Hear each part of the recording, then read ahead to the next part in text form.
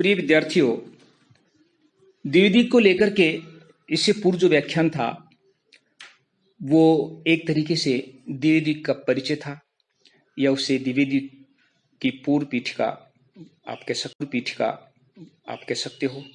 उसमें मैंने आपको वो संपूर्ण चीजें बताई किस तरह से द्विवेदी युग भारतीय युग से अलग था और महावीर प्रसाद द्विवेदी ने किस तरह से ब्रज के स्थानों पर खड़ी बोली को काव्य रचना के लिए सबके सामने प्रस्तुत किया और सभी कवियों ने इसको स्वीकार किया। अब आज का जो व्याख्यान है उसमें हम द्विवेदी की प्रवृत्तियों से पूर्व, क्योंकि बीच बीच में जब प्रवृत्तियों का अध्ययन करेंगे तो विभिन्न कवियों का नाम आएगा, इसलिए कवियों का परिचय जो है वो पहले देना जरूरी है। इसलिए आज इस व्याख्यान में जो है हम द्विवेदी के जो प्रमुख कवि हैं उनका जो परिचय है, उनकी जो देन है वो यहाँ हम प्रस्तुत करेंगे। तो सर्वप्रथम जो पहले कवि थे वे, जैसा कि आप जानते हो, पिछले व्याख्यान में आपने बार बार उसको सुना कि इस युग के जो प्रेरणा स्रोत थे, वे जिनके नाम पर इस युग का नाम पड़ा, वे महावीर प्रसाद द्विवेदी थे। का जन्म 1886 में हुआ था और 1938 तक वे जीवित रहे थे, लेकिन उनकी अधिकांश रचनाएं जो हैं 1900 से 1920 के बीच की हैं, जो द्विवेदी युग का समय है। यद्यपि वे पहले रेलवे में सरकारी नौकरी करते थे, लेकिन बाद में राज्य सेवा से त्यागपत्र देकर के साहित्य स्वतंत्र रूप से काव्य रचना भी करने लगे थे। जैसा कि मैं पूर्व बता चुका हूं, इनके बारे में बहुत कुछ पूर्व व्याख्यान में आ चुका है कि 1903 में सरस्वती पत्रिका के संपादक बने और संपादक बनकर के उन्होंने संपूर्ण, यहां ये मैं बताना चाहूंगा कि उनकी काव्य रचनाएं कोई ज्यादा नहीं है, लेकिन उनका प्रभाव बहुत ज्यादा था। एक गद्य लेखक के रूप में, एक संपादक के रूप में और एक अनुवादक के रूप में उन्होंने महत्वपूर्ण भूमिका अदा की। उनकी मौलिक और अनुदित जो गद्य पद रचनाएं हैं, यदि उनको जोड़ें तो उनकी संख्या जो 80 के लगभग हो जाती है।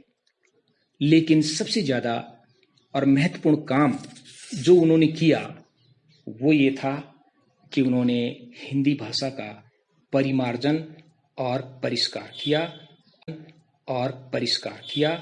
और लोगों को सहज और सरल भाषा में काव्य रचना लिखने के लिए प्रेरित किया, जिसकी वजह से खड़ी बोली हिंदी जो है वो आज इस स्वरूप में सामने आई। इसमें आचार्य महावीर प्रसाद द्विवेदी का बहुत महत्वपूर्ण योगदान है।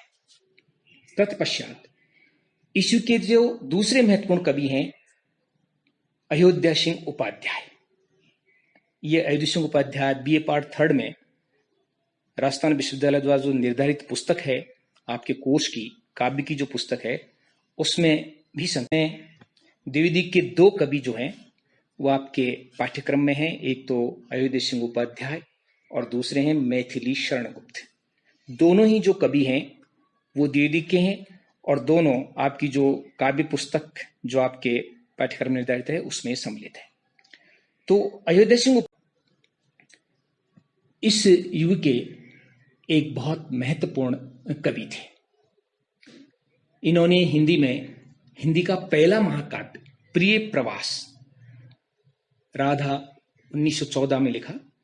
राधा कृष्ण के प्रेम को लेकर के राधा को छोड़कर के मथुरा चले जाते हैं, उसके विरह में राधा ब्रजवासी किस तरह से दुखी हैं, इसको लेकर के उन्होंने एक अद्भुत महाकाव्य जो है, जिसको खड़ी बोली हिंदी का पहला महाकाव्य कहा जाता है, वो इन्होंने हिंदी को दिया।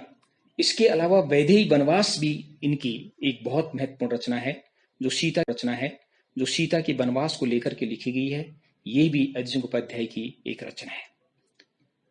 अयोध्या सिंह उपाध्याय पहले ब्रज में रचना करते थे, लेकिन आचार्य द्विवेदी के प्रेरणा से वे खड़ी बोली में काव्य रचना करने लगे। वे कवि होने के साथ साथ एक उपन्यासकार और आलोचक भी थे और एक समर्थ व्यंग्यकार भी थे। उन्होंने अपने काव्य में संस्कृत के वर्णवृत छंदों का खुलकर प्रयोग किया, जैसे मालिनी है, मंदाक्रांता है।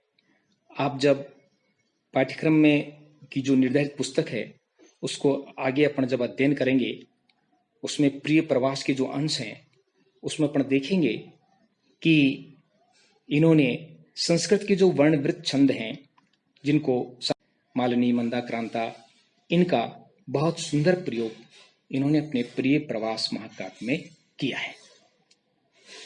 और जैसा कि मैं पूर्व में बता चुका हूं कि एक समर्थ व्यंग्यकार भी थे, इसी वजह से इनकी दो व्यंग्यात्मक रचनाएं जो हैं वो हिंदी में बहुत महत्वपूर्ण हैं। उनके नाम है चुभते चौपदे, पहली रचना, दूसरी है चोखे चौपदे। ये दोनों रचनाएं जो हैं वो व्यंग्यात्मक शैली की रचनाएं हैं। अयोध्या सिंह उपाध्याय की अपूर्व सेवा के कारण उस समय के विद्वानों ने इन्हें कवि सम्राट की उपाधि दी थी। और इनका जो महाकाव्य है, इसको खड़ी बोली हिंदी का कहता है प्रिय प्रवास, इन पर उस समय का हिंदी का जो सर्वोत्तम पुरस्कार होता था, आज तो ज्ञानपीठ पुरस्कार होता है, भारतीय भाषाओं में लिखी जाने वाली रचनाओं को दिया जाता है, लेकिन उस समय जो सर्वोत्तम पुरस्कार था वो मंगला प्रसाद पारितोषिक पुरस्कार था। ये पुरस्कार उनको उनके अपने महाकाव्य प्रिय प्रवास के लिए मिला था और हिंदी जगत में इनका बड़ा सम्मान था। फिर अगले तीसरे जो महत्वपूर्ण कवि हैं वे हैं नाथूराम शर्मा शंकर। एक बात मैं स्पष्ट करना चाहूंगा कि पूर्व के भारतीय नृत्य के कवियों में भी आपने देखा होगा, इस के कवियों के नामों में आपने देखा होगा कि तत्कालीन समय के जो साहित्यकार थे वे अपने नामों के आगे कुछ उपनाम जोड़ते थे। ये उस समय की प्रथा थी, अधिकतर इसको पसंद करते थे। तो इनका मूल नाम नाथूराम शर्मा, लेकिन शंकर जो था इनका उस समय के यानी द्वितीय के एक महत्वपूर्ण साहित्यकार थे। और इन पर तत्कालीन राष्ट्रीय आंदोलन जो कांग्रेस के नेतृत्व में चल रहा था और आर्य समाज, इन दोनों का बहुत ज्यादा प्रभाव था। इसी वजह से इन्होंने देश प्रेम, स्वदेशी प्रयोग, समाज सुधार आदि विषयों को लेकर के अपनी कविताएं इन्होंने जो है वो लिखी। इनकी दो काव्य कृतियों की चर्चा मैं करना चाहूंगा। एक तो है शंकर सर्वस्व और दूसरी है गर्भरंडा रहस्य। गर्भरंडा रहस्य में इन्होंने गर्भ में ही जो विधवाएं हो जाती हैं ऐसी बालिकाओं का बड़ा मार्मिक वर्णन इनके इस काव्य रचना में इन्होंने किया है। इस तरह से नाथूराम शर्मा शंकर जो थे वो भी इस के एक महत्वपूर्ण कवि थे। और अगले कवि हैं वे हैं श्रीधर पाठक। श्रीधर पाठक भी पहले ब्रजभाषा में कविता करते थे, बाद में धीरे धीरे वे भी आचार्य महाप्रसाद द्विवेदी की प्रेरणा से खड़ी बोली हिंदी में बहुत अच्छी कविता करने लगे। और यद्यपि उनके काव्यों को, कविताओं को पढ़ते हैं तो उनमें खड़ी बोली में भी कहीं कहीं ब्रजभाषा के क्रियापदों का उन्होंने प्रयोग किया है।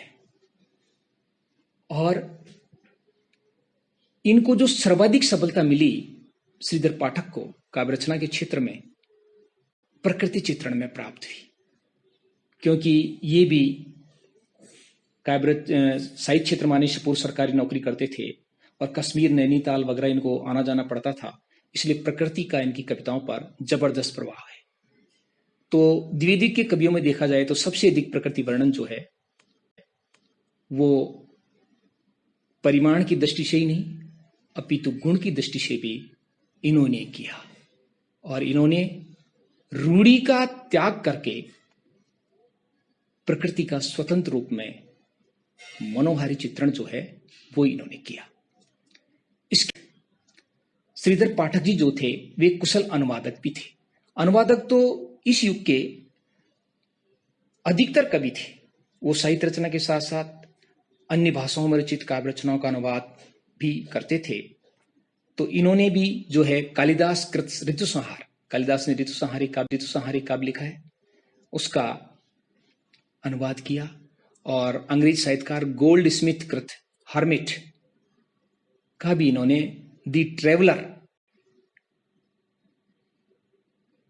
ये इन्होंने हर्मिट का तो इन्होंने जो है गांव के नाम से इन्होंने वो किया, अनुवाद किया। इसके बाद श्रीधर पाठक के बाद जो दूसरे चौथे पांचवें महत्वपूर्ण कवि जो हैं वे हैं रामचरित उपाध्याय। रामचरित उपाध्याय जो हैं वो द्विवेदी के बहुत ही नीतिपरक कवि हैं और इनको द्विवेदी का प्रमुख सूक्तिकार भी कहा जाता है, क्योंकि इन्होंने जो रचनाएं की हैं, इन्होंने जो लिखा है, उसमें जो काव्य पंक्तियां हैं उस सूक्ति की उस सूक्ति की तरह हो गई है। इनकी जो प्रमुख काव्य रचना है उसका नाम है रामचरित चिंतामणि। ये एक प्रबंध काव्य है और एक बहुत अच्छी काव्य रचना है। इसके कुछ जो अनुभव और लोक व्यवहार की परिचायक हैं मैं यहां उद्धृत करना चाहूंगा।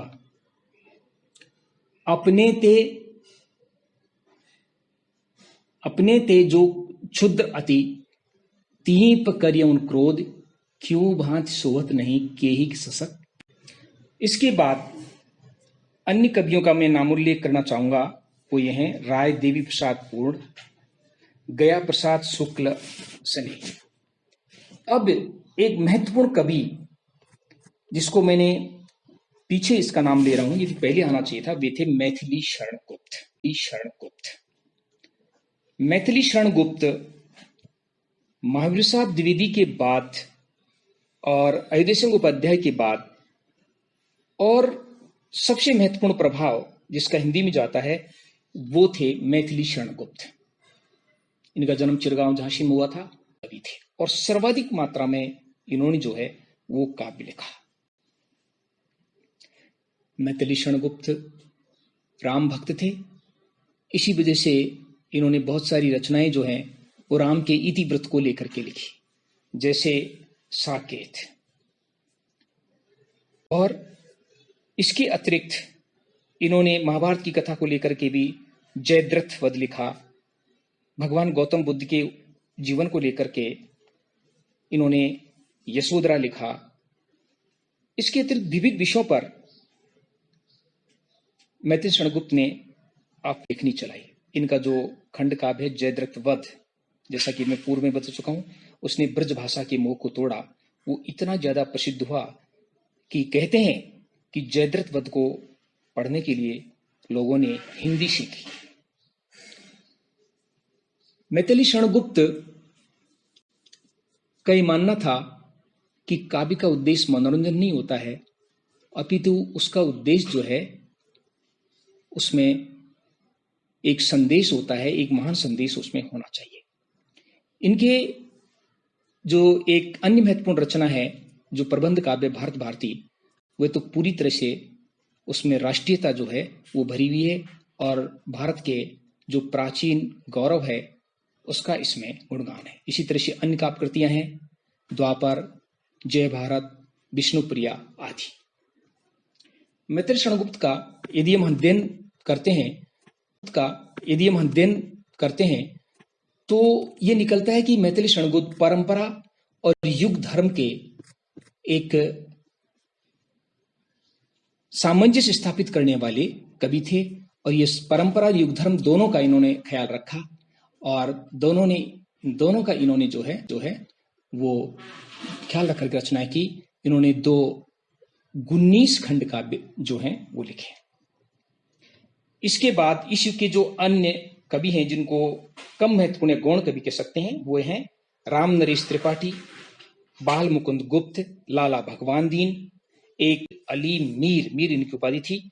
एक अन्य कवि हैं कामता प्रसाद गुरु जो हिंदी के एक प्रमुख व्याकरणाचार्य थे, वो भी कवि थे।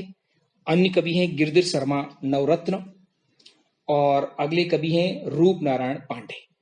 इसके अतिरिक्त 2 भ्राता बंधु भी थे, 2 भाई थे जिन्होंने इस युग में काव्य रचनाएं की।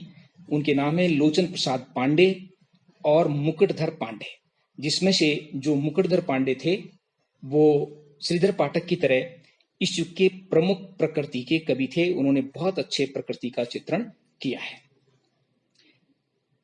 इन कवियों के अतिरिक्त परंपरा थी, उसमें भी ऐसे कवि थे। इस युग में 2 ऐसे कवियों के नाम मैं उल्लेख करना चाहूंगा जो अभी भी ब्रज भाषा में काव्य रचना कर रहे थे, और वे थे जगन्नाथ दास रत्नाकर, जिन्होंने उद्धव शतक लिखा, और सत्यनारायण कवि रत्न, जिन्होंने हृदय तरंग नामक अपनी काव्य कृति की रचना इस युग में की। संक्षेप में मैंने इस व्याख्यान में जो है वो द्विवेदी के कवियों का जो है वो परिचय दिया, और अब अगले व्याख्यान में हम जो है द्विवेदी की काव्य प्रवृत्तियों का उल्लेख करेंगे, और उस काव्य प्रवृत्तियों के उल्लेख के साथ साथ जो उपयुक्त कवियों का मैंने नामोल्लेख किया है, उनकी रचनाओं का नामोल्लेख किया है, विशेषकर मैथिली शरण गुप्त का जो उल्लेख है, उनकी कविताओं के उदाहरण है, उन प्रवृत्तियों के साथ आगे हम उनको ठीक ढंग से उनको व्याख्यायित करते चलेंगे। आज बस ये व्याख्यान जो है यहीं समाप्त होता है। अब द्विवेदी की काव्य प्रवृत्तियों पर हम अगले व्याख्यान में चर्चा करेंगे। धन्यवाद।